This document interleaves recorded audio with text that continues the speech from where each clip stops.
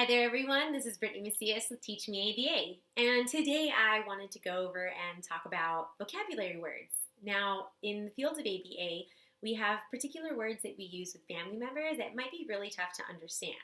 So I thought I'd go ahead and just share a couple and just describe them to you very briefly as to what they mean. This might help you get a better understanding for what it is we do and how we do it and why it's so important to us.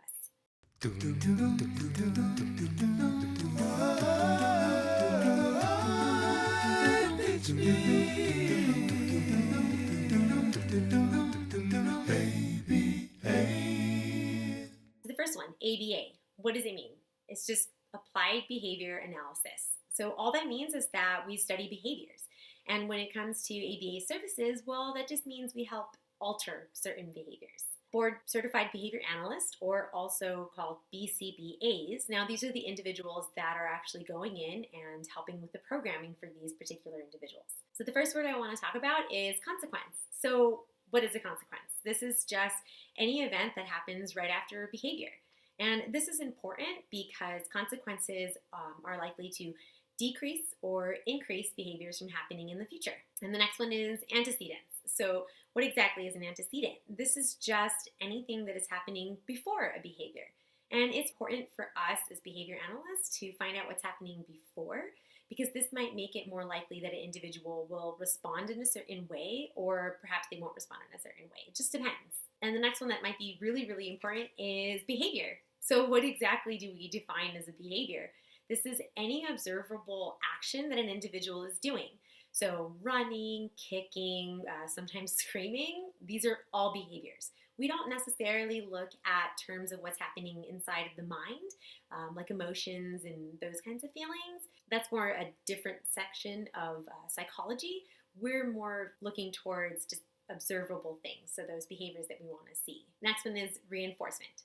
Okay, so there are two kinds of reinforcement. There's positive and negative reinforcement. And reinforcement in general just means that there's a consequence that is increasing the likelihood that a particular behavior will occur in the future. So when we think of positive reinforcement, we're just adding something to the situation so that the behavior will happen again. And then when we think of negative, we're just thinking of something that's being taken away. But again, it's still going to make it possible for that behavior to happen again in the future. Now moving on to punishment. We also have positive and negative punishment. But with punishment, all we're doing is decreasing the likelihood that a behavior is going to happen in the future. So with positive, we're adding something to the situation that's going to decrease the likelihood. Or with negative, we're going to remove something that will decrease the likelihood of that behavior happening again. So just to sum it up, because I know it might be a little bit tough, when we think of reinforcement, we're just increasing a behavior. When we're thinking of punishment, we're decreasing the likelihood that that behavior is going to happen again.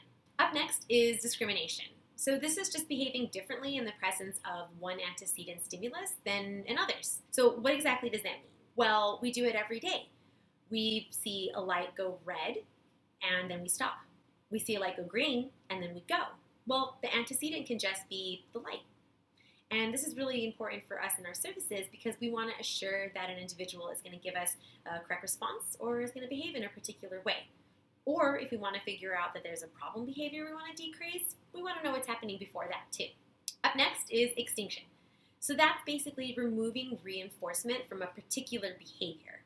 So this is really important because let's say we have a child who's throwing a tantrum and all they wanted was a candy, or maybe they wanted mom and dad's attention. Well, this is going to be important for us because if we want the tantruming to stop and we know that the kiddo just wants attention, we're going to ask the family member, the parent, maybe don't look.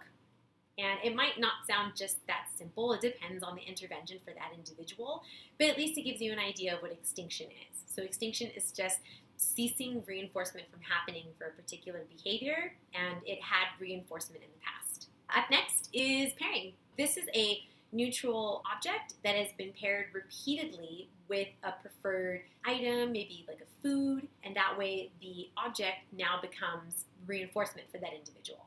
So you might find this activity done when we have an individual who's working on a token system. So what that means is that there's an individual who earns a certain amount of tokens. So here's something neutral. It could be just a little token that you see every day, or maybe even a picture card or an icon. And then when the individual does a task or emits the correct response, well, then we give that individual the token, and then maybe after 5 tokens, that individual earns a snack or a break. Just depends. Up next is blocking. So that's just the therapist stopping a behavior from occurring. So let's say that we have a child who's getting ready to maybe hit their brother or sister, so we might physically block and intervene from that happening. Up next is a prompt. So a prompt is any clue or hint to offer support to an individual so that they can help respond correctly or omit a task. So this might be anything like a gesture, or we might even move the hand physically to do a certain task. It just depends on the individual, and it depends on the target that we're looking at.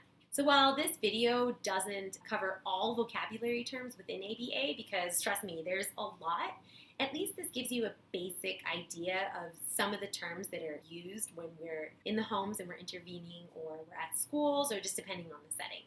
So if you have any other words that you might be wondering about, or you're not really sure about what exactly it means, please write them below in the comments, and we'll go ahead and answer them for you as they all come in.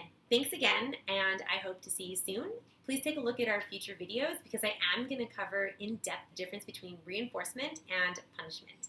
So once again, I'm Brittany Macias with Teach Me ABA. Please like, subscribe, and share our videos.